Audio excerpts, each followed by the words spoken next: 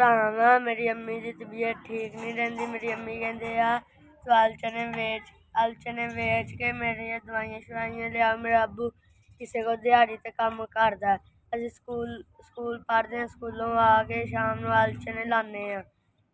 अम्मी दियां दवाइयां शवाइयां वास्ते करदे हैं कम। सो मैं लै आना वा 400-500 अब्बू लै आंदे आ। छेवीं पास की 7वीं च होया वा।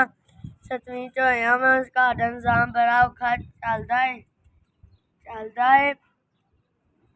मेरे घरा दे खर्चे नहीं पूरे हुंदे। पैसों तो भी बेच देना, लोहा लैलन, टिन डब्बा जो कुछ लब्भे उन्हां तो भी बेच देना। दित्ता वे उन्हें बाल बच्चे जीवन खैर नाल जीवन। मैं हुण अपनी अम्मी नूं दांग जाके दवाई लिआउणगे, नाले सौदा भी पावांगे। मैनू 3000 रुपया दिता है। हुण मैं जाके अपनी अम्मी नूं दांग। जिन्हां ने भी दिता उन्हां दे मां प्यो जिवें बाल बच्चा जिवें कारोबार च बरकत पावे। खुश रहन, हसदे वसदे रहन। अल्लाह ताला उन्हां दियां बीमारियां दूर करन। अल्लाह ताला उन्हां नूं तंदुरुस्ती देवे। अल्लाह ताला उन्हां नूं ज़्यादा तो ज़्यादा हिम्मत देवे। अच्छे लोग ने ते बड़े नेक लोग ने।